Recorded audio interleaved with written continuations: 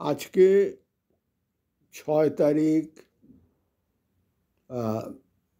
March মাস 2025।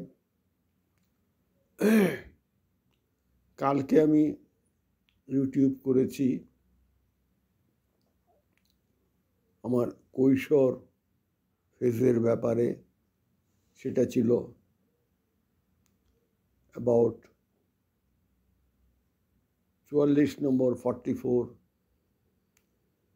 Paikpara, second rho, Kolkata সম্বন্ধে।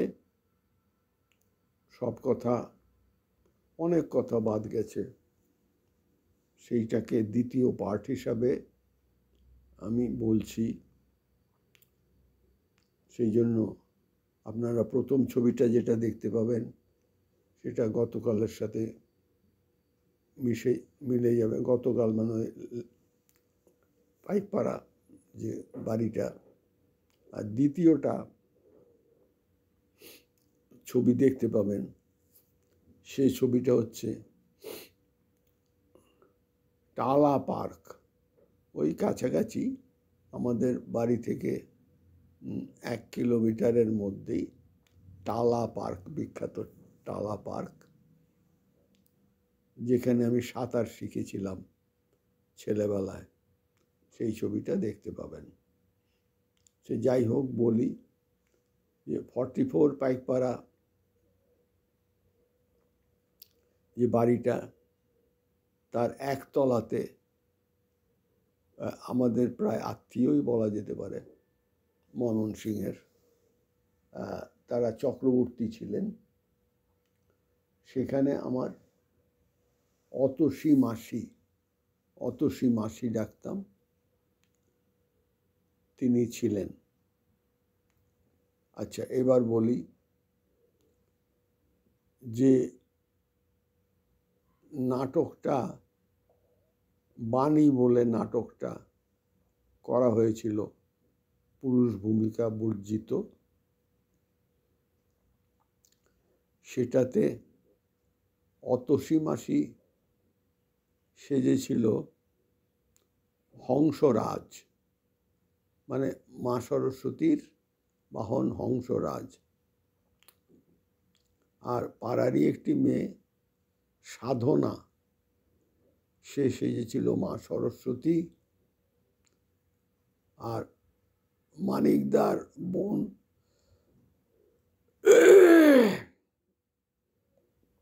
রত্না, সে সেজেছিল মা লক্ষ্মী। আরও বলি যে অতসী মাসিদের বাড়িতে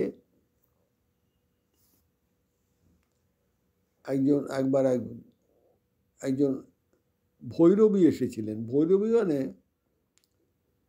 পুরুষ মানুষ মহিলাদের মতো জামা কাপড় পরে, মহিলাদের মতো শাড়ি টাড়ি পরে, সিঁদুর টিঁদুর পরে, শাখা টাকা পরে থাকতেন। তান্ত্রিক সাধিকা আর কি, তান্ত্রিক সাধক, সাধিকা বলা যাবে না। তিনি এই রহস্যর ব্যাপারের দিকে আমার একটু টান্ত বোধহয় ছিল। তিনি আমার সাথে, অতসী মাসি এবং আমার সাথে খুবই ভাব। ওই ভৈরবী মা বলতেন ওনারা। কোথা থেকে এসেছিলেন ভগবান জানে। যাই হোক, তিনি আমাকে তার পায়ের তলায় কতগুলো দাগ দেখালেন, এই ক্রস ইত্যাদি। আর বলতে লাগলেন আমি ছিলাম যীশুখ্রিস্ট, আমি ছিলাম অমুক ইত্যাদি প্রভৃতি।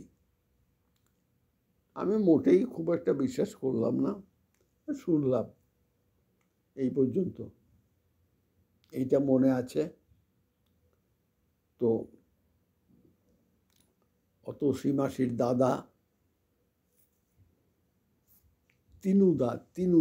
তিনু মামা, আমার মামা, ওই সবচাইতে ছোট ভাই লুদু মামা, আর বড় ভাই তিনু মামা, মাঝে আর একজন সুধা মামা। তো তিনু মামা ওই ইয়েতে কাজ করতেন, air travels, private air travels কোম্পানিতে কাজ করতেন। খুব স্মার্ট, এইটা মনে আছে। আর ওরা খুব রসিক ছিলেন সবাই, লুদু মামা, সুধা মামা, তিনু মামা, খুব রসিক ছিলেন তারা। আমার পিতৃদেব অফিস থেকে এসে তারপর কিছু খেয়ে টেয়ে ওই 3 তলা থেকে 1 তলায় নেমে এদের বাড়িতে আসতেন, অনেকক্ষণ গল্প টল্প করে হাসাহাসি করে ফিরে যেতেন। আর যাওয়ার আগে আমাকে পড়ায় বসিয়ে যেতেন। আমি 44 পাইক পড়া রোয়ের কথা বলছি। পড়ায় বসিয়ে যেতেন। আমি তো প্রাণের দায়ে পড়াশোনা করার চেষ্টা করতাম, আর ভয়ে কাঁপতাম যে ভুল করব, আর বাবা এসে ওখানে হাসাহাসি করছেন, যে এসে তোমাকে মারধর করবেন রাত্রিবেলা, এই চিন্তা সে তো থাকতোই। মানে একটা হিউমারাস লাইফ খানিকটা। যাই হোক, এইবার বলি যে ওই বাড়িতে থাকার সময় আমি সকালবেলা, বাচ্চা ছেলে, ওই রাজা মনীন্দ্র রোডের ওপর স্যার আশুতোষ ইনস্টিটিউশন স্কুল, তার উল্টো দিকে আশুবাবুর বাজার, এই বাজার করতে যেতাম। আশুবাবুর বাজারে বাজার করতে যেতাম। এইটা একটা ব্যাপার। আর একটা ব্যাপার, উল্টো দিকে আশুবাবুর বাজারের প্রায় উল্টো দিকে একটা লাইব্রেরি ছিল, সুহৃদ সংঘ পাঠাগার। সুহৃদ সংঘ পাঠাগার, আমি সেখানকার মেম্বার হয়েছিলাম। প্রত্যেক সপ্তাহে গল্পের বই পড়ার ভীষণ নেশা, আনতে যেতাম, আবার পরের সপ্তাহে ফেরত দিতাম। এটা খুব মনে পড়ে। এগুলো এই জন্য বলছি যে আমার যা বয়স, সেই লেভেলের বয়সযুক্ত মানুষ বেশিরভাগ বেঁচেই নেই, হয়তো বেঁচেই নেই, স্বাভাবিক। হ্যাঁ, কারো যদি 90-90 দিকে হয়, কারণ আমার তো 82, 90-90 তাহলে তার হয়তো কিছু মেমোরি থাকলেও থাকতে পারে। কিন্তু যেটা হতে পারে, যারা সোশিওলজি নিয়ে রিসার্চ করেন, আগের কি ছিল, একটা কিছু সূত্র, লিঙ্ক তারা পাবেন।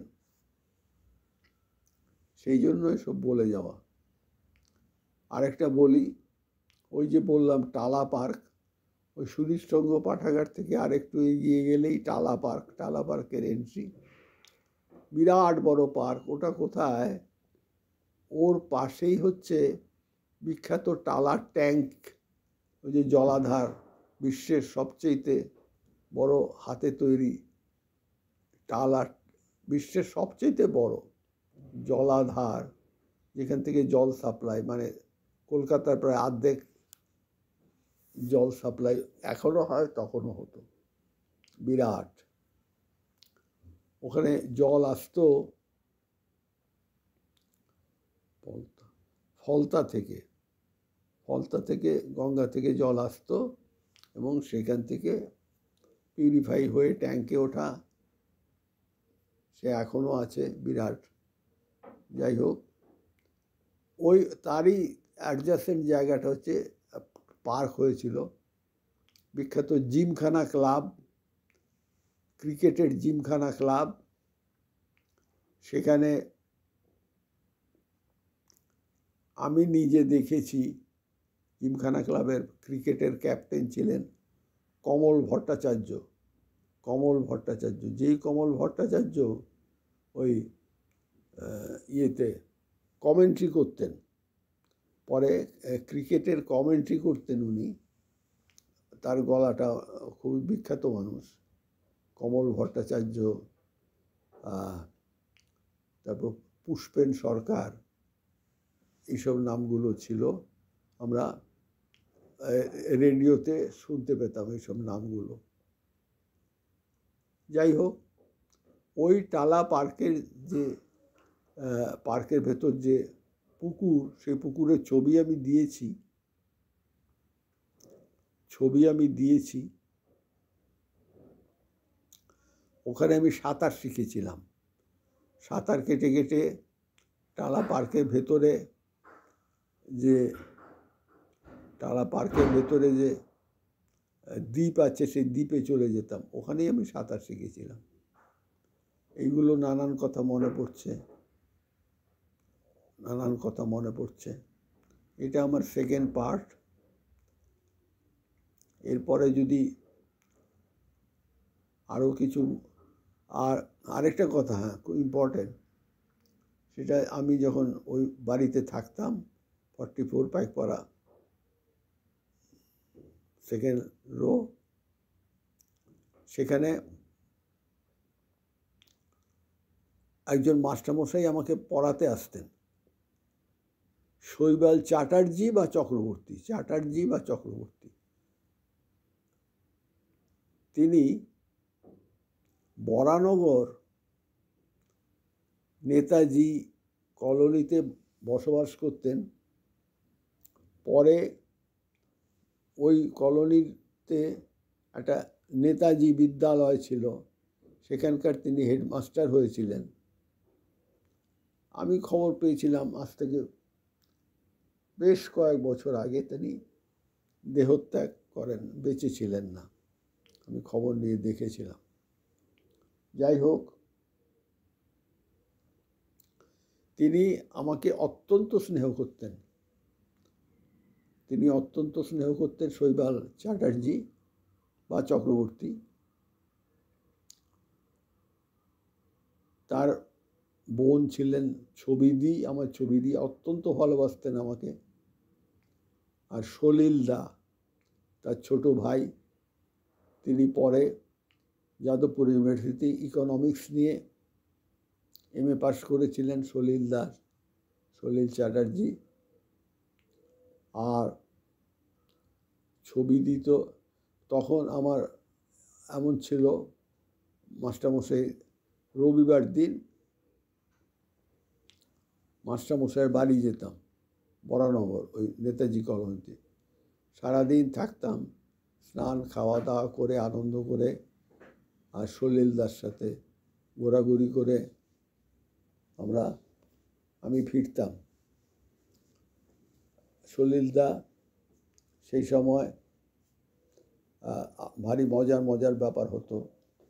যেমন আমার একটা ছোট পিস্তল ছিল, পিস্তলটা কিছুই না, ওই ক্যাপ দিয়ে ফটফট করে ফাটে, সেই রকম ছিল, সেইটা নিয়ে যেতাম। তো সলিলদা আমাকে চল একটু ঘুরে আসি। একটা ছোটোখাটো গাছের ওপর উঠতাম, বলে এইটা হলো আফ্রিকার, মনে করো একটা আফ্রিকাতে আছিস, সেখানকার গাছ, তাতে উঠেছিস, ওই দেখ বাইসন যাচ্ছে, বাইসন মানে কিছু না, একটা মোষ যাচ্ছে। তারপর আমরা পিস্তল দিয়ে পটপট করতাম ওপর থেকে। এইটা একটা জিনিস। আর একটা কথা বলি, ওই যে 44 পাইকপাড়া বাড়িটা, দোতলাতে তানিরা থাকতো, তানির ছোট কাকা, সত্যি একটা ছোট একটা পিস্তল ছিল। পিস্তলটা হচ্ছে কি, যার থেকে ছোট্ট লোহার গুলি বেরোয়, যেগুলো দিয়ে বেলুন ফাটায়, ওইগুলি, ওই দিয়ে বেলুন ফাটায়। ওই দিয়ে একবার আমি মনে আছে, দোতলার জানলা দিয়ে তিনি একটা টিপসই করেছে, হাত প্র্যাকটিস করেছিলেন, তাতে করে একটা ব্যাঙ মারা গিয়েছিল। আমি দেখে আমার মনে আছে সেই ব্যাঙের মৃতদেহ। আমার ভালো লাগেনি মোটেই। এইসব নানান রকম জিনিস মনে পড়ছে। আমাদের উল্টো দিকের বাড়িতে যারা ছিলেন তারা খুবই আমাদেরকে ভালোবাসতেন। তার পাশের যে ভদ্রলোক ছিলেন সেটা হচ্ছে গিয়ে কোনো জজ সাহেবের বাড়ি, তার পাশেই হচ্ছে সাধনাদের বাড়ি। যেই সাধনা মা সরস্বতীর ভূমিকায় মানি নাটক করেছিলেন। আমার আচ্ছা, আশুবাবুর বাজারে বাজার করতাম, তারপর ফেরার পথে অনেক সময় ঘুগনি আর আলুর দম খেতাম পাশের একটা দোকান থেকে। এইগুলো সব মনে পড়ছে। যাই হোক, আপাতত এখানে আমি থামছি, সাইজও বড় হয়ে যাচ্ছে। আপাতত এই, যদি আরও কিছু মনে পড়ে তাহলে থার্ড পার্ট করা যাবে। এটা ছিল সেকেন্ড পার্ট। সবার ভালো হোক, সবাই সুখে থাকুক, সবাই আনন্দে থাকুক, জগতের সবার ভালো হোক। জয় মা ঠাকুর মা স্বামীজি, জয় মা ঠাকুর মা স্বামীজি, জয় রামকৃষ্ণ, জয় সারদা, জয় স্বামী বিবেকানন্দ। রাখলাম।